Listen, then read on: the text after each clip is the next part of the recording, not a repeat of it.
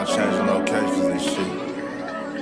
Man, get into this motherfucking bag. Stand on the way I made.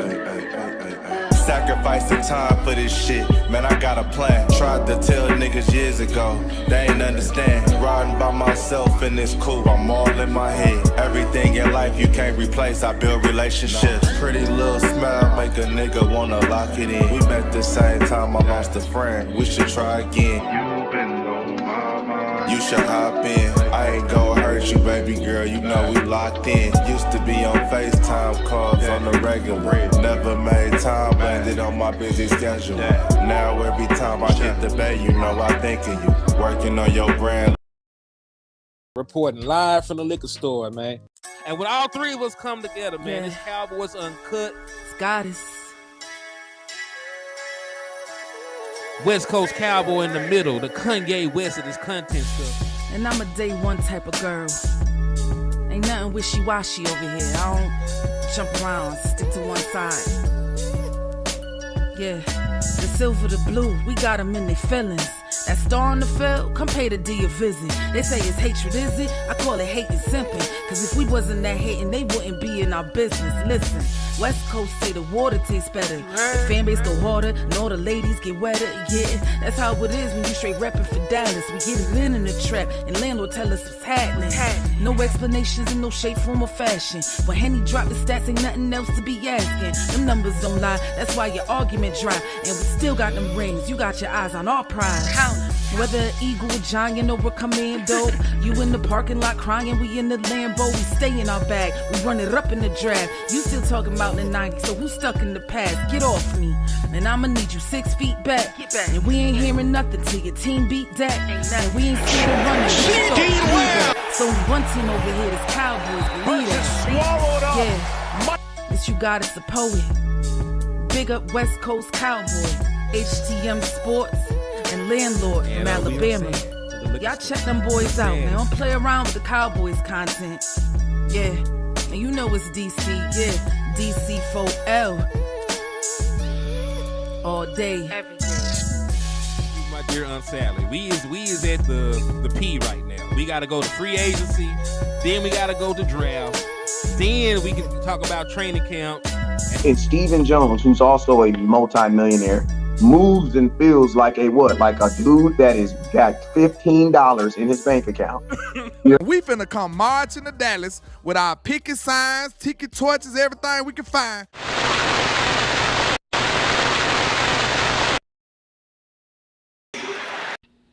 And we need help, baby. It's your boy, Hennythemoor, reporting live from the liquor store, man. How's everybody doing today? And, man, did the Dallas Cowboys win the battle and lose the war? Because, listen, man, we won the battle against the New York Football Giants. We went to New York. We handled business. We beat up on them. We did all the things that we were supposed to have did to them. Like, we pretty much dominated them from start to finish of their football game. We stopped the run like we wanted to, held them to 26, 24 yards rushing throughout the entirety of the game. So that was a positive sign. We actually got a turnover for the first time since week 2. We didn't force a single turnover against the Ravens. So there were some positive things to take away from this game. But we all know the news now. We all know the news of Micah Parsons being out, DeMarcus Lawrence being out. I got some updated information on that. So we'll talk about it, man. You know, this is going to be a show that's a little bit all over the place. I want to gauge the nation, how y'all feeling, you know, on this Victory Friday. Should we really be cheering? Should we be in the stress and despair? We'll talk about it, man. But before we get too far ahead of ourselves, man, I need everybody out there under the sound of my voice. If you're tapped in with your boy in the liquor store, I need y'all to hit that like button. I need y'all to hit that share button. If you got love for the liquor store, want us to grow and prosper, hit that Cash App or that Super Chat, because we are monetized out here, man. And slap the shit out of an Eagles fan, man. If you're able to find one of the shit eaters flying around, being a nuisance and lay hands on them, I will give you half off on all the merchandise inside the liquor store, man. So let's go ahead and proceed with the information that we all need, man. So let's start with the more pressing thing. I'll talk about the actual game itself after I give y'all some updated information on Micah Parsons and DeMarcus Lawrence, because that's really gonna keep us up at night, not knowing about this. So let's go ahead and get that out the way. All right.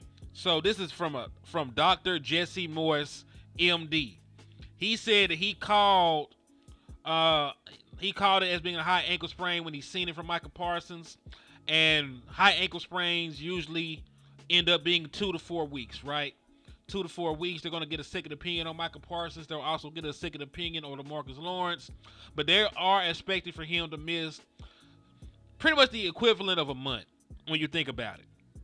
So to put in perspective, a month from today, right, the Dallas Cowboys will be playing a month from today, the Dallas Cowboys will be playing the San Francisco 49ers. So we got the game against the Pittsburgh Steelers. We got the game against the Detroit Lions. It's followed by a bye, so you get a bye week. And then you travel to San Francisco and you will play the 49ers. So that's around the time that they're expecting for Micah Parsons to be back, right? As for DeMarcus Lawrence, they're saying his injury is worse than Micah Parsons. This is from Todd Archer. Not too long ago, he said Mike McCarthy said Micah Parsons' ankle and DeMarcus Lawrence are both going to get second opinions. He said Lawrence is worse than Parsons' injury. So Micah Parsons, his injury is bad, but it's not as bad as DeMarcus Lawrence. And in the grand scheme of things, both of their injuries, according to Mike McCarthy, both of their injuries are more severe than they actually anticipated. So that's where it stands right now. Both are expected to miss a prolonged period of time. Both will probably not be back until after the bye, which is the 49ers game. Both were more severe than initially anticipated, with DeMarcus Lawrence injury being more severe than Micah Parsons. So, that's the most up-to-date information that we have on the injury front with Micah Parsons and DeMarcus Lawrence. So expect both of them back after the bye. Will they be back right at the 49ers game? I don't know. Like they already said, they're going to get a second opinion. But once more information becomes available to us, I will be able to give it to you. Right? So right now, high ankle sprain, what they're saying for Micah Parsons. For DeMarcus Lawrence, they said something about a lens frax sprain. There was a lens fracture that kept Jordan Lewis sidelined at different points last year. No, it was the year before. It was a lens fracture that kept Jordan Lewis sidelined the year before last. Well, it's a lens sprain that is hindering DeMarcus Lawrence's ability to be on the field up to this point. What up with your confident? So look, man. A multitude of things is going to happen. Is going to have to happen for the Dallas Cowboys to make it through these next couple of weeks, right? Just straight up. Even with DeMarcus Lawrence and Micah Parsons here, the Dallas Cowboys were not generating any kind of pass rush. They were not generating any kind of pass rush against the New York Football Giants. And if I'm not mistaken, they threw the ball quite a bit, and we still did not really rattle Daniel Jones. Matter of fact, a majority of the night, Daniel Jones looked very comfortable. He didn't seem like he was too much bothered by any of the things that we did up front with our front four. And on the cool, Daniel Jones was able to pretty much sit in the pocket and pick us apart. We cannot have that happen when we go out and play superior opponents. He said, as a Ravens fan, you scared the crap out of us in the fourth quarter on Sunday. Bro, man, I thought we were able to come back, man. I thought we were going to be able to come back, but, we did too little too late to describe that Ravens game. Too little too late. But it was a damn good game, Omar. He said, we were done HTM against good team, Henny. We need to sign players. And that's where I'm going to – and listen, that's where exactly I'm going to get to you. Right? That's exactly where I'm going to get with this whole conversation. even with them there, the Dallas Cowboys were allowing explosive plays. The Dallas Cowboys were allowing teams to move the ball between the 20s. We had to do something different. We might have to blitz more. I know that's not something that Zimmer really wants to do, is bring too many pressures. But we'll have to do something to generate a pass rush, knowing that Micah Parsons and DeMarcus Lawrence will be out.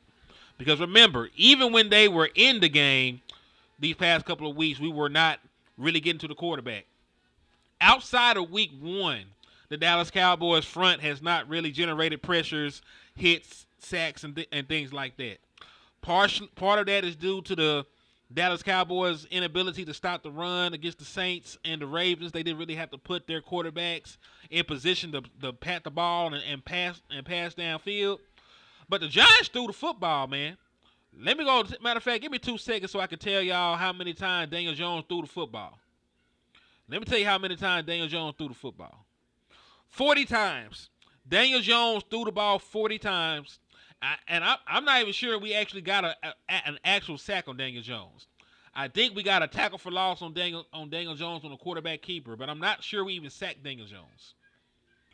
Right? So the Dallas Cowboys got to do better. Dallas Cowboys must be better up front. Yeah, Grady, we're going to have to start back bringing pressure. I know that's not really what Zim likes to do. Zim primarily plays a zone coverage. We're up in zone coverage across the board, like running cover 3. We'll play cover 4, cover 6.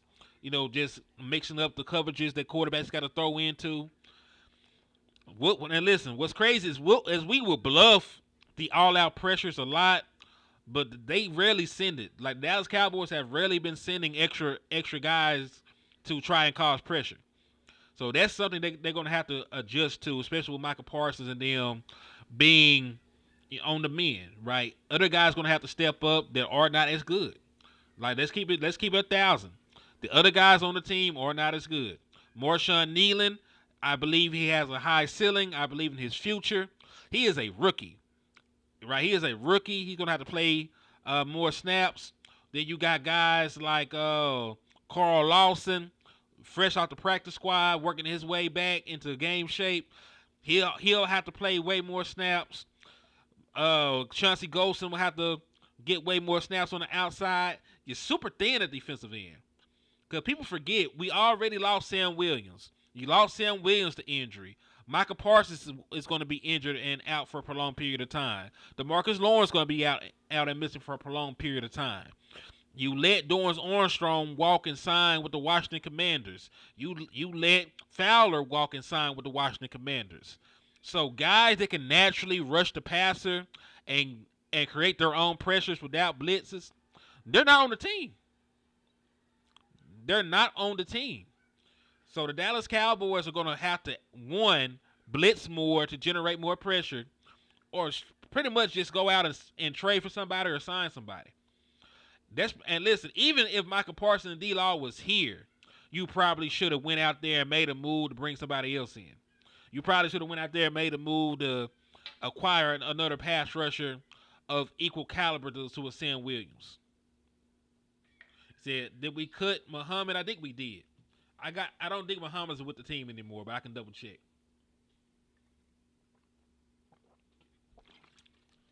But it's rough though, man. It's rough. I see a bunch of people saying go Birds. Listen, I see y'all talk about some go Birds, but I tell you what, while you're in my chat box talk about some go Birds, you bet not get your ass whooped by no Tampa Bay Buccaneers like you did last time. That's all I'm gonna say. Y'all can fly into my chat box and talk that talk, but don't fly your ass out there and get towed up by no Buccaneers, man. That's all I'm saying. That's all I'm saying, kinfolk. Yeah. We shouldn't have cut him. Especially with us being super thin on the defensive line, man. That's awful. That is awful. But what are y'all concerned? I want class participation in the chat box, man. I want class participation in the chat box right now, man.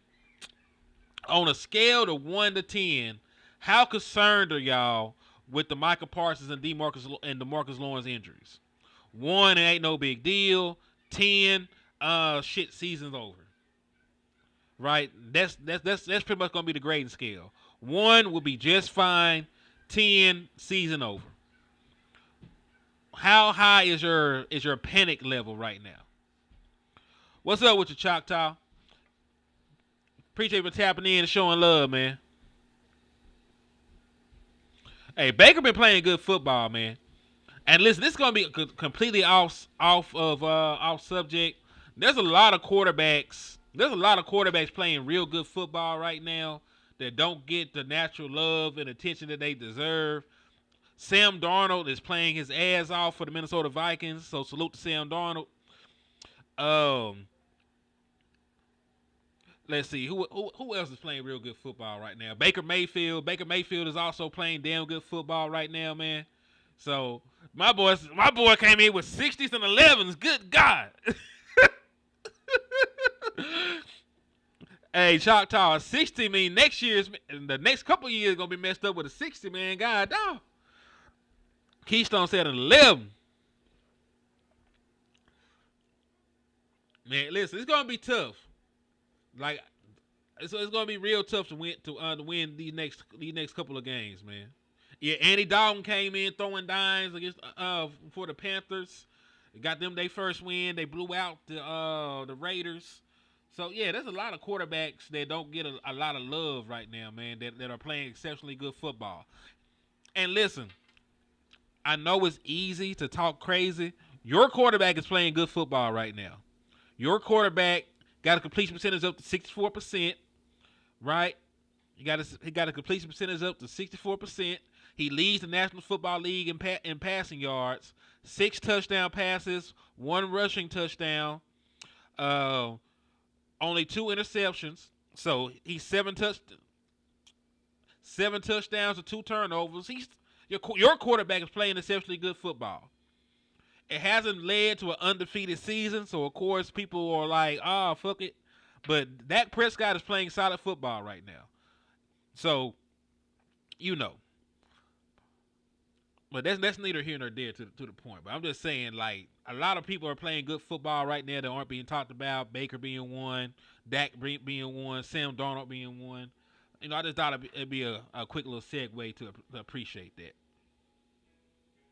He said, we dog hooks and comebacks. Listen, man, I'm not sure why. You know, I'm not sure why that's a thing. Me and Landlord had this conversation earlier, and I promise you, some of the best conversations between content creators don't happen on air. It usually happens when we on the phone together. But we talked about that, and one of his thoughts, like, we know that Kellen Moore and them did this, and Mike McCarthy's doing it. He was like, how do we know that Dak Prescott don't like curl routes? How we know that Dak Prescott doesn't like curl routes? And that's one of the reasons why we run them. You know what I mean? So that was his talking point. That was his epiphany that he had. And listen, you can't completely disregard it. I'm not sure if it's the case or not, but you know, you can't really rule it out. If you see multiple play callers continue to call curls, you know that they don't have the same system. Maybe the quarterback that they coordinated for likes those concepts. Maybe he likes those concepts. So you never know, though, man. You never know. I'm not sure why they run so many curls, but you know that is a way of looking at it that I personally never thought about. You know, he's not always nefarious, man. He has some outside thinking thoughts sometimes, man.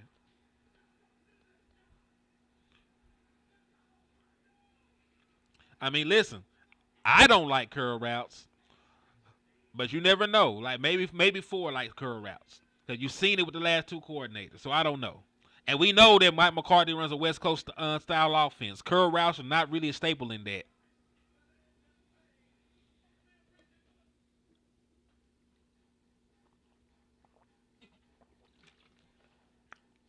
He said we need double slants to mid-deep route.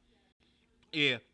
Now, listen, if you're asking me some of the things that I want to see tinkered with in the offense, I want to see the Dallas Cowboys Uh, Utilize more motion because listen, we do. Because this is the thing. It's not like we don't use motion at all, right? It's not like we don't run screens at all, right? It's not like we don't do play action at all, right? We do them. We just don't do them nowhere near enough for my personal, for my personal comfort, right? I believe with a couple minor tweaks, if the Dallas Cowboys play action more, if they utilize more screens, if they utilize more motion, your offense will be completely different. Your offense will be better. You'll get guys open more often. Dak Prescott won't have to force so many tight window throws. So that's my train of thought right there, man. I personally believe if you just made some slight alterations to the offense, that you'll be better. I'm not saying throw the baby out with the bathwater. I like Mike McCarthy. I like what he done for the franchise these last couple of years that he's been here. We've had a lot more positive with Mike McCarthy. We've had a lot more positive with Mike McCarthy than we had negatives on the cool. Like on the cool, I think we had a lot more positive with Mike than negatives. So I'm willing to work with Mike. I don't want small alterations. I just want small alterations. That's it. And ain't gotta be nothing too drastic. Just small alterations to the offense, and I think they'll get better. Like real talk.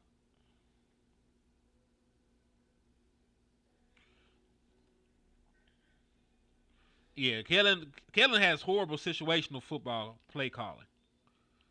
He still has horrible situational play calling.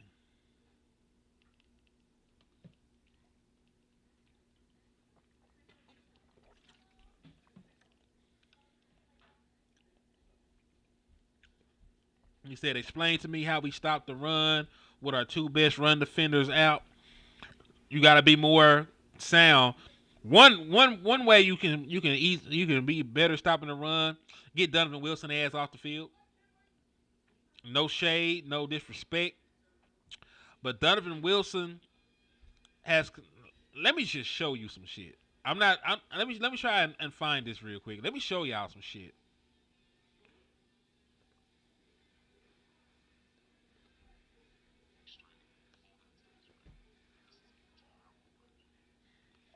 All right, let me share this screen and see if I can show y'all this shit. Why I say you probably should bench the boy Donovan Wilson. So hold on.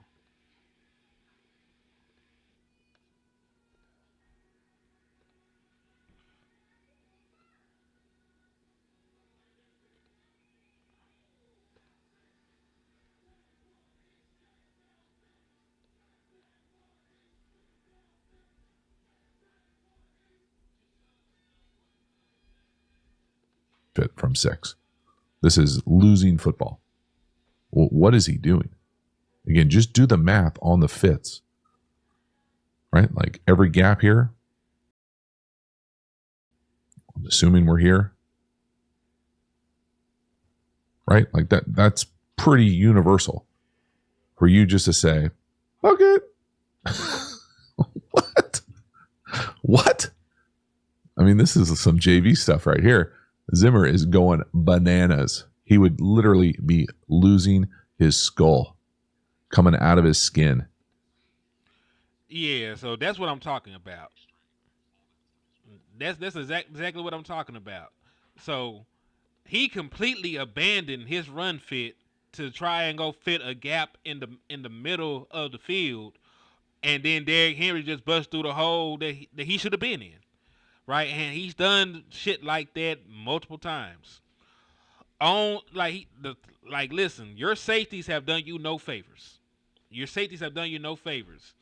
Even in this game, on 4th down, he got in the backfield, could not wrap up and make a decent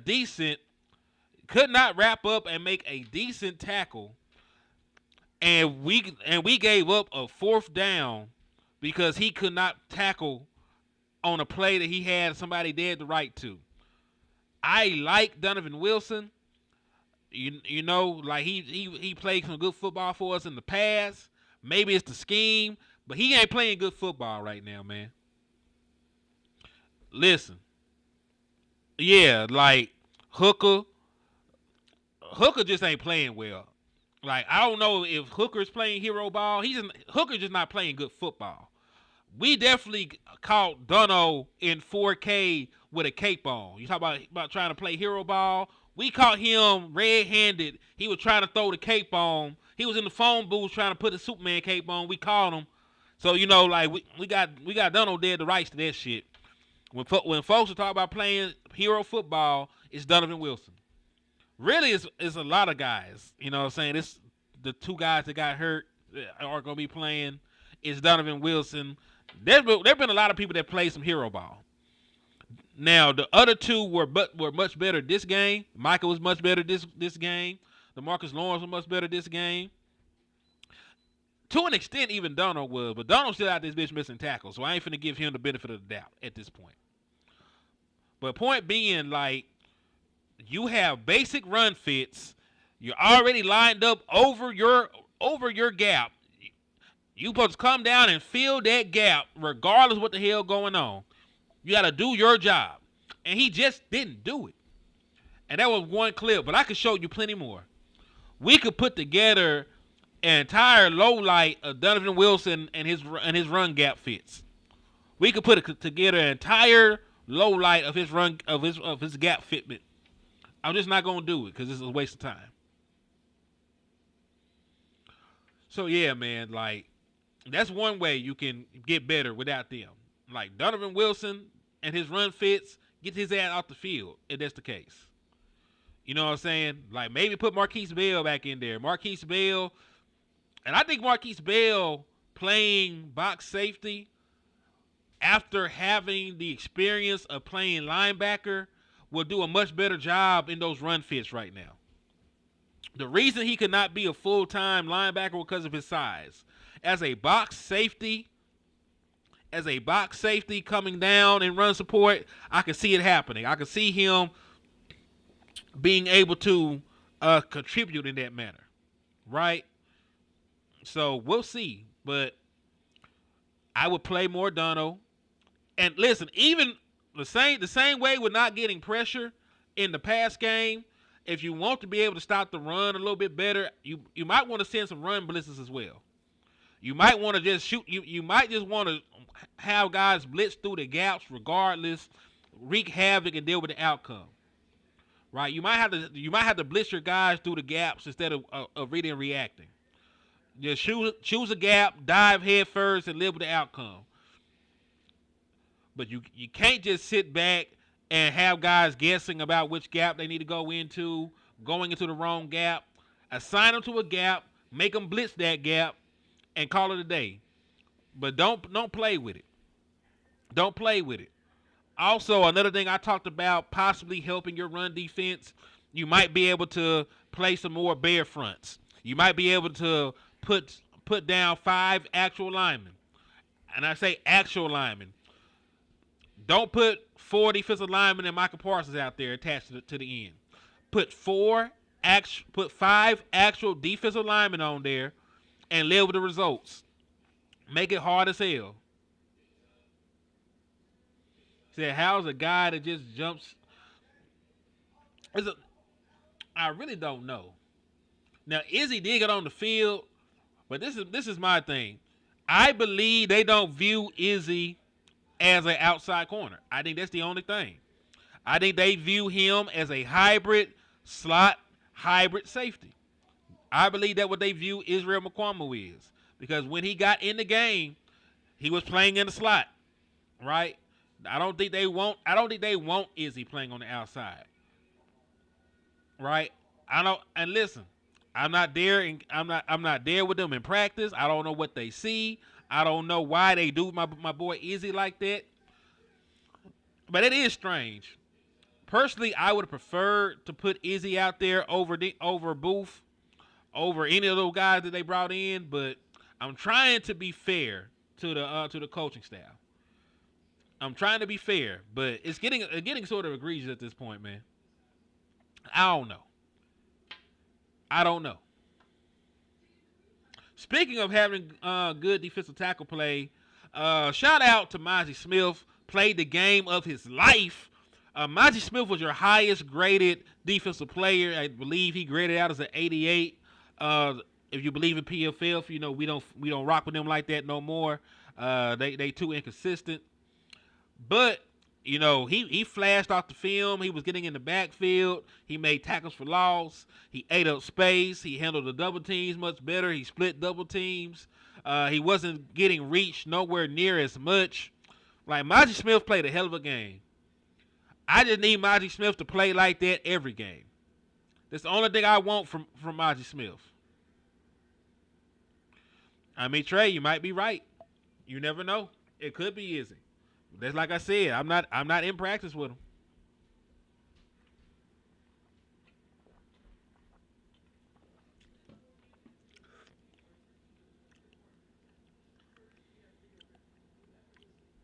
Yeah, the only thing I need from Mazi is whatever he did this game to be this amped up, to play the way that he played. I don't need him to do it again. And do it again and do it again. Because the Mazi Smith that showed up last night was the Mazi Smith we expected when we drafted him in the first round. Like, that what got Mazi Smith drafted in the first round. Playing like that at Michigan got him drafted in the first round. It's in him. It's been in him. He got to step up. He got to do it again. But that's why people were intrigued by drafting Mazi Smith. That's why people wanted Mazi Smith. Because that level of talent, that athleticism, that strength, that's what they scouted him for. That's what they scouted him for. Y'all bear with me, man. I'm finna take a quick call, man. So let me play a video or something in the meantime.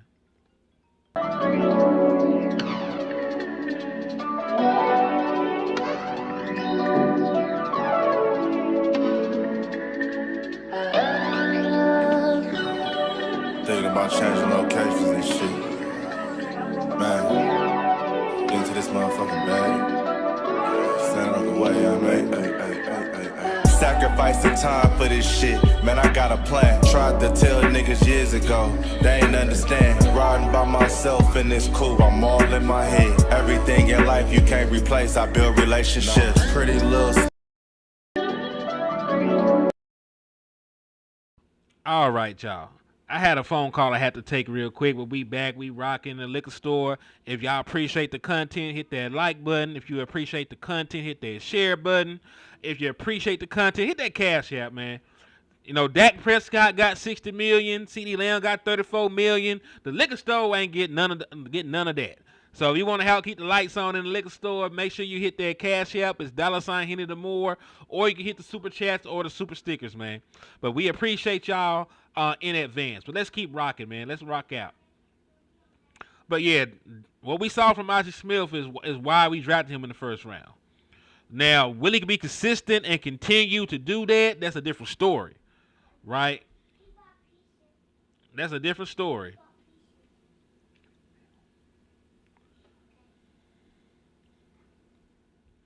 What's up with you, Rico? Appreciate you tapping in with me, man.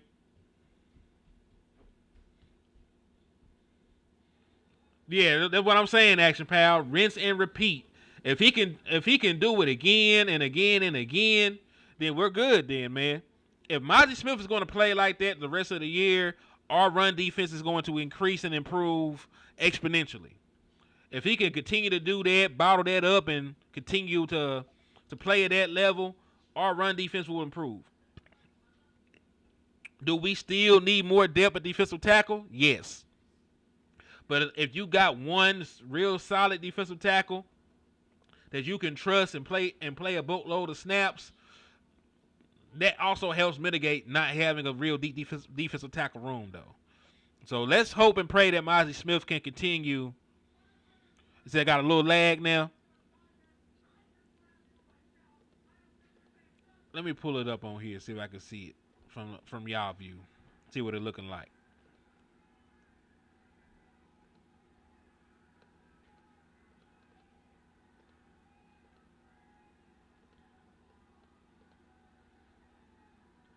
Is it still lagging? Let me know.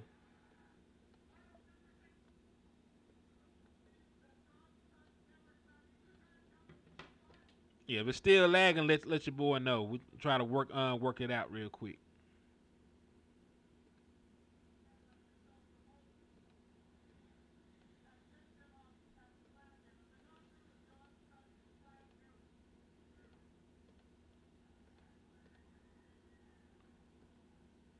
Hold on.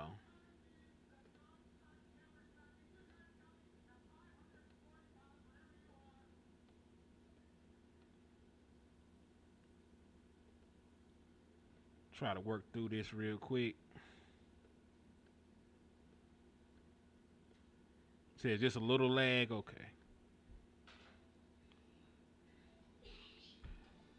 I know not the Saints getting their ass and Bears at the crib coming in here and talk about who that. You just coming off a loss, man. Nobody cares. Get back in the win column and holler at me, man. Get back in the win column and holler at me, man. No L, what's up with you, man?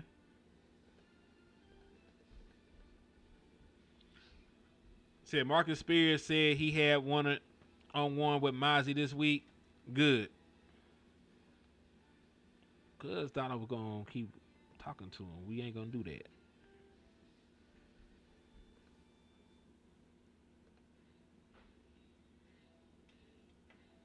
Said Spears. Yeah, man. I'm not sure what the Dallas Cowboys are going to do going forward.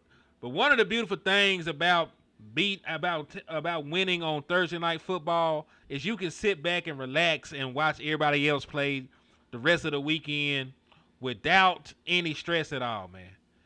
Like, I'm up here just praying on everybody's downfall now. My team got a dub. They at home chilling, icing up, relaxing, chilling.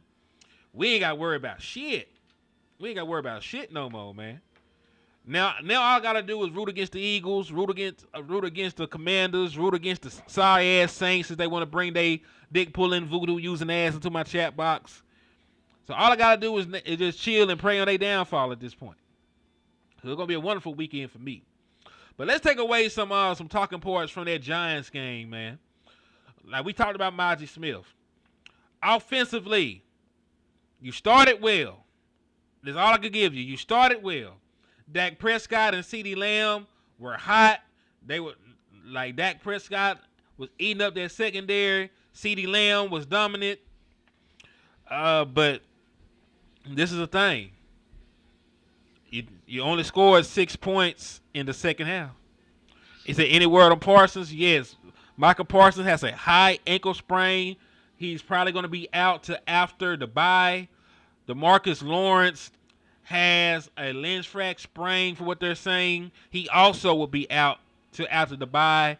Both injuries were more serious than the Dallas Cowboys initially thought. So that's the repeated up information about the injury news. So we got a high ankle sprain for Micah Parsons and a Lindschrak sprain for DeMarcus Lawrence. Both should be out until after the bye week. So you'll see them in about a month. You'll see them in about a month. They should miss about 2 games. We got the Steelers game. We got the Lions game. Then we got the bye. There's a good possibility they might be back for the 49ers, but we shall see. But this is the thing. Like, they moved the ball well. Dak was good. CeeDee Lamb was good. They were hot throwing the football, right? Defense let the Giants have a drive that lasted almost the entire second quarter. Like, if I'm not mistaken, that drive they had lasted like 8 minutes. It was like an 8-minute drive that the Giants put together. They only got 3 out of it, right? They didn't end it with a touchdown. But they put together like an 8-minute drive. Dallas Cowboys barely had any time once they got back on the field. And really, once you sit, you get cold, it's not the same. You know, had they forced a 3 and out, had they forced a punt, had they not let them sit on the ball and control the clock, because if I'm not mistaken, like, the Giants had the ball for like 35 minutes or some wild shit like that this game. Like, the Giants had the ball almost the entire game.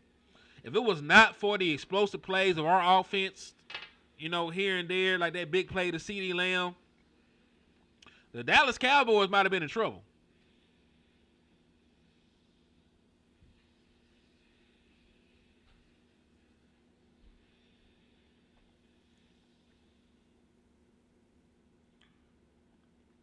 Yeah, he said we get around the same time. I actually think Deron Bland could come back even sooner than that. Deron Bland might be back before either one of them.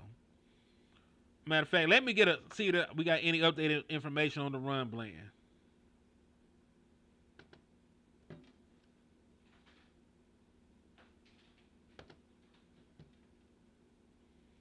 Let me see what they talk about with Bland.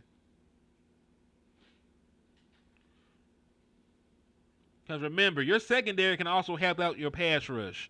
If your secondary play is better, the Dallas Cowboys might be able to make them hold the ball a little bit longer.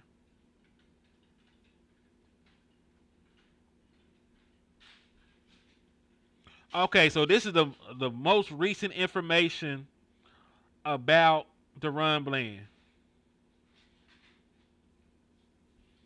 He is unlikely to return to game action versus the Steelers this week, but a 21-day practice window could be activated. So they might be. He said, "I'm out here looking like a Chinese flick." What the hell y'all niggas on? What the hell y'all on? Is it the lighting or something, kinfolk?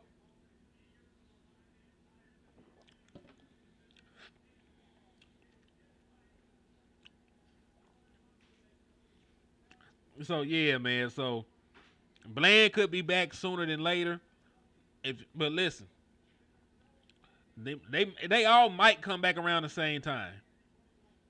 We just got to see what happens.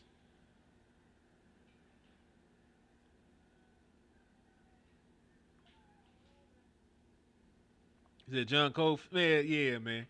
Y'all boys crazy as hell. What's up, Joe? I see you tapping in. So listen, I was impressed with Dak. I was impressed with CeeDee Lamb. Let's have an honest talk about our run game, though.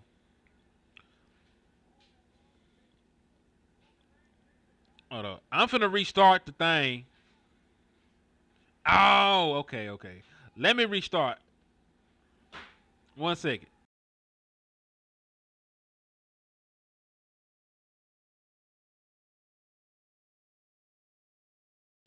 All right, I restarted the damn thing, so hopefully it helped with the lag a little bit. Oh, you talk about like all them old Godzilla movies and shit. I got you. Godzilla. Yeah, man. Yeah. So I restarted it. So maybe it helps with the lag. I'm not sure. But yeah, Dallas Cowboys got to do something, man. The Dallas Cowboys have, and you know what's sad? Like the Dallas Cowboys, most years have had the privilege of not having too many injuries. Right? We've had the privilege of not having too many injuries at this point. But that's not the case this year. Micah Parsons, DLaw, Deron Bland. Oh shit! Like you just keep going down the line of guys, and they a little thin at this point, man. They a little thin at this point, man.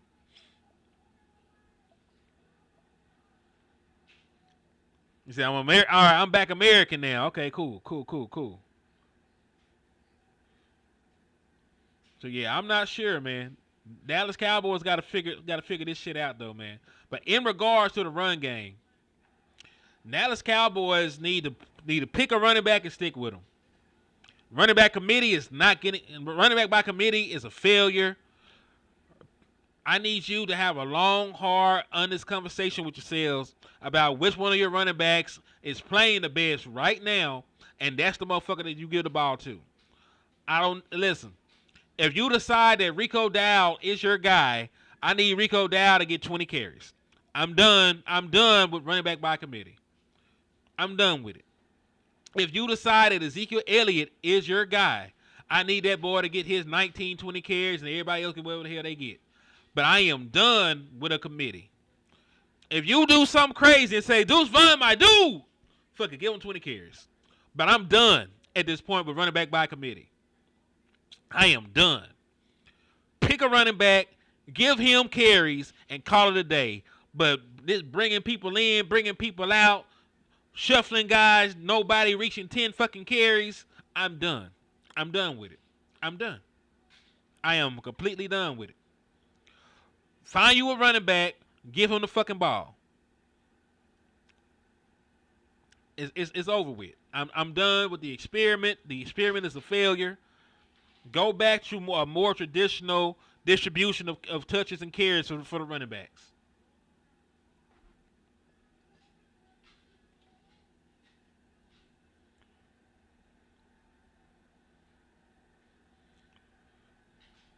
I mean, you're right. I wouldn't mind bringing Dalvin Cook up. I wouldn't mind.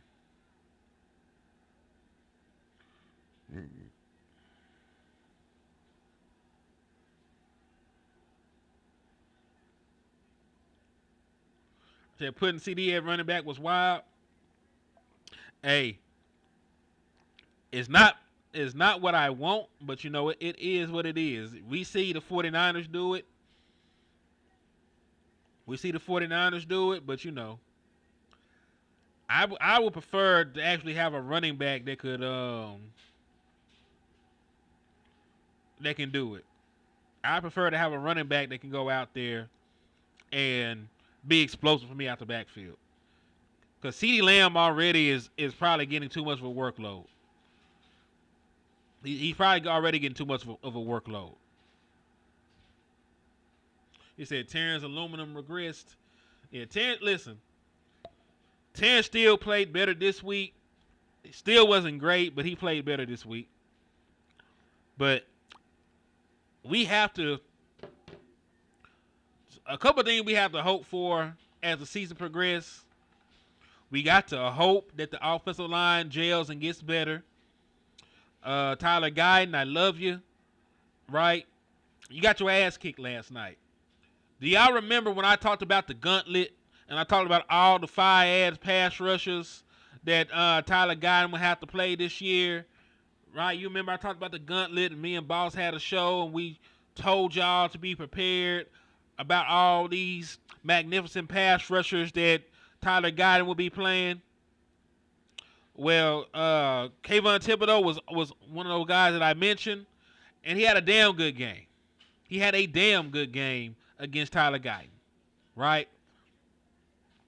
Myles Garrett, he didn't destroy the game because we moved the lunch point and did this and did that. He got a strip sack. He got some hits. You know what I'm saying? It could have got ugly, but we made it through that, right? Now when we talk about the gauntlet, he finna have to go play Nick Bosa. Not Nick Bosa. I'm sorry. TJ Watt. TJ Watt for the Pittsburgh Steelers. That's the next guy. That's the next guy coming up in the gauntlet. TJ Watt. So it's not going to get any easier for Tyler Guyton is what I'm saying. So we got to hope that baptism by fire, right? We're going to have to hope that baptism by fire is going to purify Tyler Guyton and get him to where he needs to be as a defender of Dak Prescott's blind side. We're going to have to hope that those reps are paramount to accelerating the pace of his development. Because we need him now. If we're going to do anything this year, he needs to be able to protect Dak Prescott's blind side. He needs to be able to keep Dak Prescott able to hold the ball, to throw the ball downfield. And that's one thing that we haven't talked about. Because of penalties and because of inexperience and bad offensive line play, I'm curious if Mike McCarthy is not calling a lot of stuff down the field because he don't trust these guys. I'm curious if he's not calling a bunch of stuff downfield because he don't trust his protection. There haven't been too many times where Dak Prescott has been able to hold the ball and a deep post develop, or or a vertical route develop at a like, I don't think it's really been there that much. So I'm curious what Mike McCarthy's comfort level is right now. Said get right or get left. Said if we didn't have 4, we'd be 0-4. I know. Believe me, I know. because we've played some very good fronts. We played some very good front fours. Like, I know we beat the Browns. They got a very good front four. They could have gave somebody like a Cooper Rush or a Trey Lance some issues. Right? We talk about the Saints, their front. We talk about the Ravens, their front. Right? They got some guys out there, man.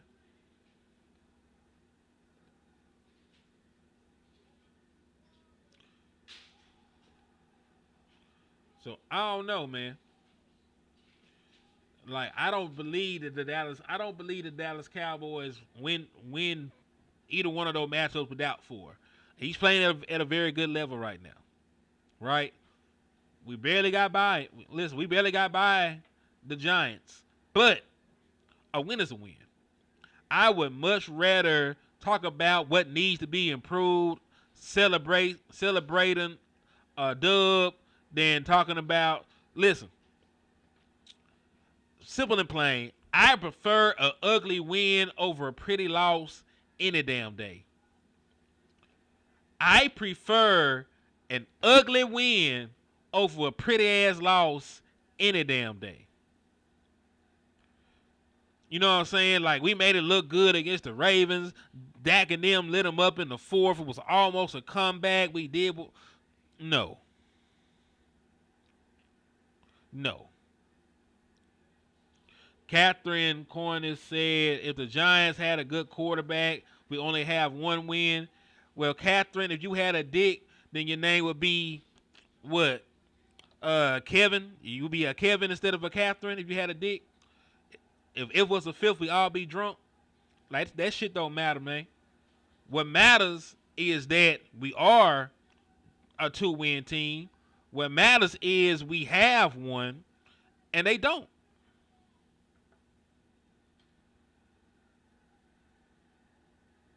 It said, you ain't want us to 1,800.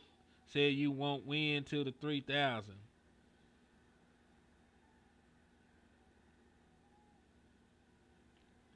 I ain't studying none of that shit you talking about, kinfolk. I ain't gonna hold you.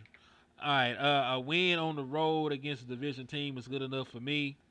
Yeah, I mean, ask the Eagles if it's easy to beat the Giants. Dallas Cowboys with Dak Prescott got 13 straight wins.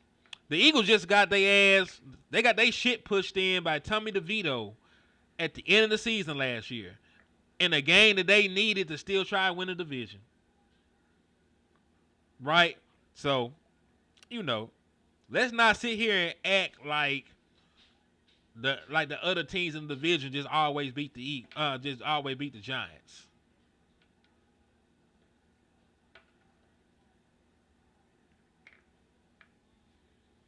And this is the thing, when people be talking about we paid them too much money.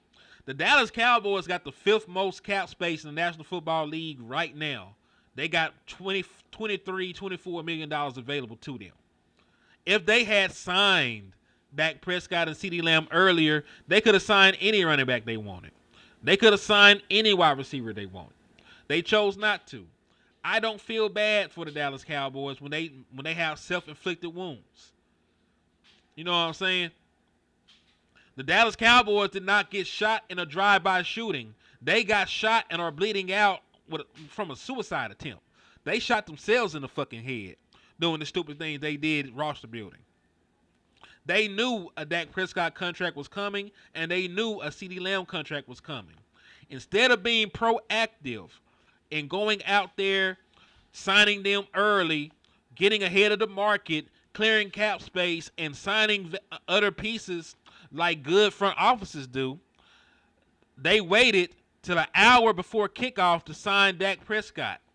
They waited until CeeDee Lamb missed the entirety of training camp to give him his contract. So I don't really care about the Dallas Cowboys, not having what they need. They had the money. They had the opportunity to do so. They chose not to. Like, flat out. I don't care. I'm not no pocket watching ass nigga. If you are able to get money, get as much money as you want. You know what I'm saying? I ain't no pocket watcher. I ain't finna sit here and tell you what another grown ass man deserve and don't deserve. You know what I'm saying? That goes against most of our principles as a man.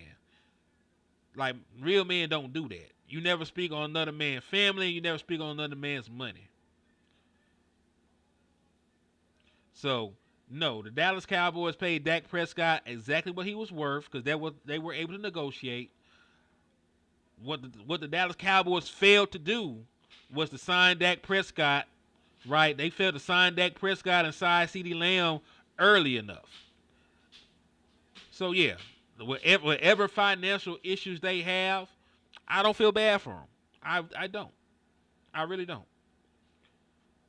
Hopefully they learn from their mistakes and they go out there, right? Hopefully they learn from their mistakes and they go out there and do better next year. That's all I can say about that.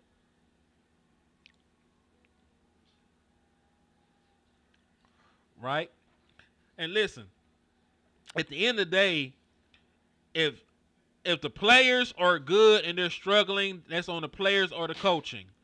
If you got a bad unit because you signed guys off the streets, right? If you got a bad unit, you know what I'm saying? Because you didn't invest in that unit, that's on the GM. That's on the people that's on team building.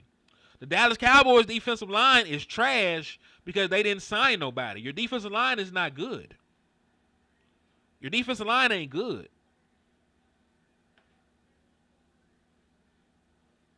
What's up with you, Michael Nelson? Long time no see, man. I'm glad you were able to make it to the liquor store with us, man.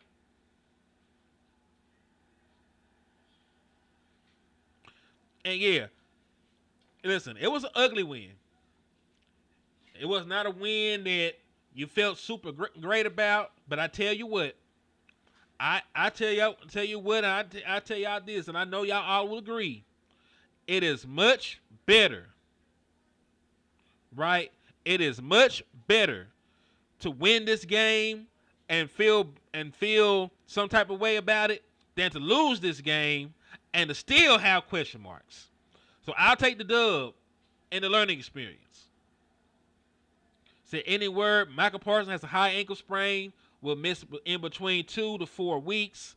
DeMarcus Lawrence has a Lynch-Frack sprain in his foot. His injury is more severe than Michael Parsons. He also is probably not going to return until after the bye week. So you probably will be without both of your primary edge players for about a month. Like, you should be eyeing, the 49ers game for their return. Because you got Pittsburgh, you got Detroit at home, then you got the bye week, and then you go to Detroit. So hopefully the Dallas Cowboys can win these next 2 games, get your guys back healthy, and have them in position to try and pull off the upset. Because listen, the Steelers are banged up, and then they banged up right now. Then they got to play another game, so they'll be even more banged up after that. The Lions are already going to be without their all-world center. So, the same way that nobody is going to feel bad for them, nobody's going to feel bad for us. Next man up, you figure it out. You move personnel around. You acquire more personnel. You do what you got to do to survive and win games, right? At the end of the day, injuries are a part of the National Football League. It's a blood sport. These boys out there went to gladiator school. It is what it is, man. It is what it is. But how you respond to injuries and adversity as a front office separates the guys that are perennial losers, right, to the guys that win championships. It just is what it is. A good football team is not going to sit on their hands knowing that you got your best edges out, knowing your run game is non-existent, knowing you're thin at defensive tackle, knowing you need another wide receiver. If the Dallas Cowboys care enough about actually trying to compete and win, they'll move some guys around. They'll sign some people off the streets. They'll trade for somebody. But they'll figure it out. They won't just sit on their hands.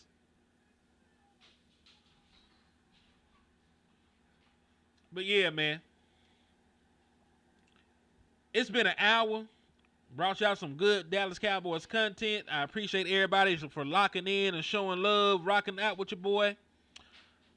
It's been fun, man. But I'll probably go live again sometime later, man.